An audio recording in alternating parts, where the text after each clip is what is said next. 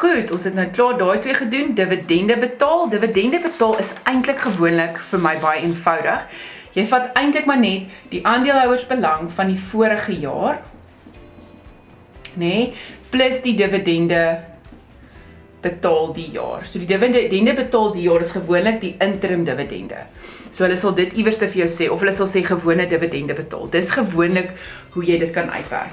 Partymal kan ook sê in jou behoue inkomste staat, behoue inkomste nota, onthou jy daar heel onder staan dividende op gewone aandele, nee, dan is daar so blokkie, en dan daar staan dividende betaal en dividende verklaar. Nou die dividende verklaar is gewoonlik jou aandeelhouers vir dividende aan die einde van die jaar, nee, dit kry jy in jou balansstaat. En dan betaal sal jou interim dividende wees, en dit is dan op die ou ende die ene, wat jy kan gebruik, en dan aandeelhouers op dividende op gewone aandele is, dis die totale dividende betaal en verklaar, nee.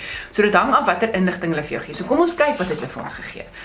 Hulle het vir ons die aandeelhouers vir dividende aan die begin en aan die einde gegee. Okay, great. So die deel, die 65.000, is mos die aandeelhouers vir dividende aan die begin van die jaar. So dit weet jy al klaar, is die aandeelhouers vir dividende wat reeds betaal is, daai 65.000, want ons moes dit betaal het, nee, ons het hulle geskuld die vorige jaar, en hulle moet die dividende ontvang hierdie jaar.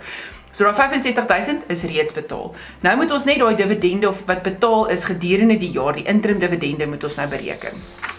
So hier het hulle nou vir ons spesifiek gegee by die ekstra inligting dividende. So jy gaan soek nou vir iets van dividende. Hierso sê hulle. Die direkteur het 'n interim dividende van 5 sent per aandeel op 30 September betaal. So 5 sent per aandeel, maar wat is nou die moeilikheid? Ons weet nie hoeveel aandele daar is nie. So dis betaal op 30 September. So kom ons kyk tot en met 30 September hoeveel aandele is uitgereik. Hierso sê hulle by die gewone aandelekapitaal. Ons het op 1 Maart, die begin van die finansiële jaar, 2.5 miljoen aandele gehad. Op 15 Mei, dis voor September, nee, is daar addisionele 1 miljoen aandele ook uitgereik.